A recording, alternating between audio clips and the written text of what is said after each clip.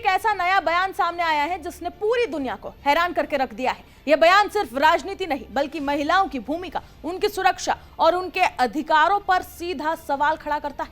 एक बार फिर से बांग्लादेश की राजनीति में कट्टरपंथी सोच खुलकर सामने आ गई है और यह बयान आया है कट्टरपंथी इस्लामी पार्टी जमात इस्लामी के प्रमुख शफीकुर रहमान की तरफ से। तो सवाल सीधा उठता है कि जिस देश को दशकों तक महिलाओं ने लीड किया, वहीं पर आज महिला नेतृत्व को असंभव क्यों बताया जा रहा है। आइए पूरे मामले को सिलसिलेवार तरीके से समझते हैं। दरअसल जमात इस्लामी प्रमुख शफीकुर रहमान ने हाल ही में एक इंटरव्यू में अपनी कट्टरपंथी सोच का एक नमूना पेश किया। उन्होंने बयान देते हुए ये कहा कि हमारी पार्टी में कभी भी कोई महिला प्रमुख नहीं बन सकती।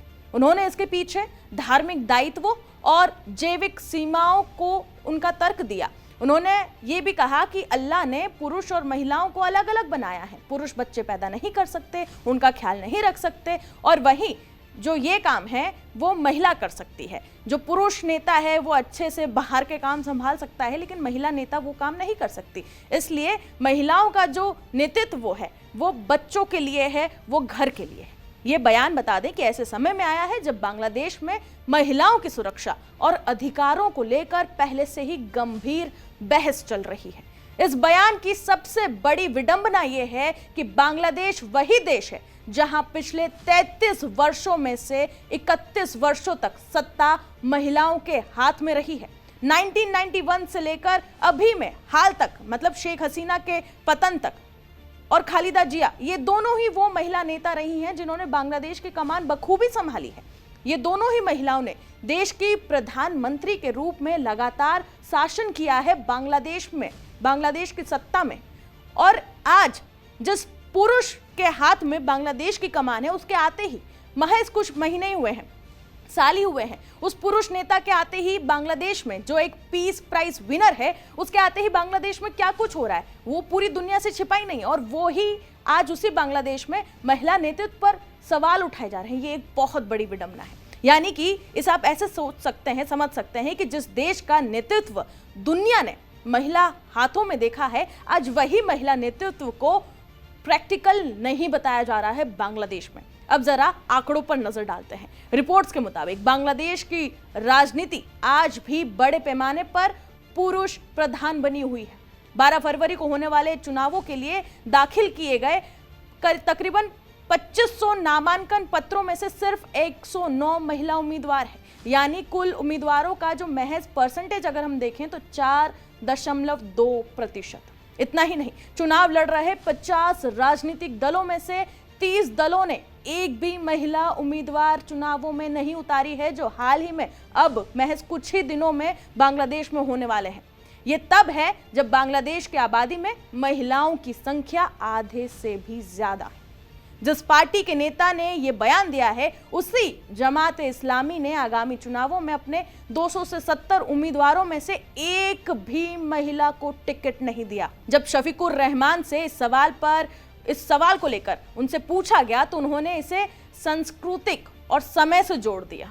उन्होंने ये दावा किया कि दूसरी पार्टियों ने भी महिलाएं ज्यादा उन्होंने उम्मीदवार नहीं उतारे हैं, महिला उम्मीदवार है। हालांकि जब उन्हें ये याद दिलाया गया कि बांग्लादेश में महिला प्रधानमंत्री रह चुकी है, तो उन्होंने कहा कि दुनिया के ज्यादातर देशों ने इसे व्यवहारिक रूप से स्वीकार नहीं किया। ये सोचिए उनकी ये मानसिकता है। महिलाएं बांग्लादेश में क्यों पीछे हट रही है, अब आप इसे एक रिपोर्ट से समझिए। दरअसल रिपोर्ट्स के मुताबिक महिला उम्मीदवारों की संख्या कम होने के पीछे सिर्फ टिकट का ना मिलना नहीं है, बल्कि डर और असुरक्षा भी सबसे बड़ी वजह निकलकर सामने आई है। चुनावी रैलियों में महिलाओं की मौजूदगी बहुत कम है। पारंपरिक बाहुबल की राजनीति, हिंसा और सामाजिक दबाव महिलाओं को चुनाव लड़ने से रोक रहा है। यहाँ पे बता दें कि एक रिपोर्ट्स के मुताबिक यूनुस सरकार के दौरान बढ़ती अराजकता और महिलाओं के प्रति जो यहाँ पर माहौल बन चुका है, उसके कारण महिला भागीदारी और भी ज्यादा बांग्लादेश में कमजोर होती जा रही है। आज बांग्लादेश दो विरोधाभासों के बीच में खड़ा है। एक तरफ वो इतिहास जहां महिलाओं ने दशकों तक देश को बखूबी संभाला, तो दूसरी तरफ एक राजनीतिक सोच जो महिला नेतृत्व को ईश्वर के असंभवता को बता रहा है। यानी कि उन्हें सिर्फ ये डिक्लेयर कर दे रहा है कि महिलाओं और पुरुष को अल्लाह ने अलग अलग बनाया है और इनके काम अलग अलग है। 2026 12 फरवरी के दिन बांग्लादेश में चुनाव होने हैं और ये चुनाव सिर्फ सत्ता का फैसला नहीं करेगा बल्कि ये भी बताएगा कि बांग्लादेश किस दिशा में आगे बढ़ रहा है, बराबरी की ओर या पीछे लौटने की सोच की तरफ। ये सिर्फ बांग्लादेश का मुद्दा नहीं है, ये लोकतंत्र में महिलाओं की जगह का सवाल भी है। देखना यह होगा कि 12 फरवरी 2026 को जब बांग्लादेश में चुनाव होते हैं और जब नतीजे सामने आते हैं तो बांग्लादेश का भविष्य क्या तय होता है, क्योंकि इस समय बांग्लादेश में मोहम्मद यूनुस की अंतरिम सरकार के समय में बांग्लादेश की वो स्थिति हो रखी है जिससे देखकर पूरी दुनिया दंग है। महिलाओं की सुरक्षा यहाँ पर नहीं है, लगातार हिंसाएं हो रही हैं, हिंदुओं को निशाना बनाया जा रहा है और न जाने क्या क्या। ऐसे में ये चुनाव बांग्लादेश के भविष्य के लिए बहुत महत्वपूर्ण होने वाला है कि बांग्लादेश का भविष्य अब क्या तय होता है। फिलहाल इस रिपोर्ट पर आपकी क्या राय है, कमेंट सेक्शन में हमें जरूर बताएं और बाकी तमाम खबरों के लिए जुड़े रहें जी न्यूज़ के साथ।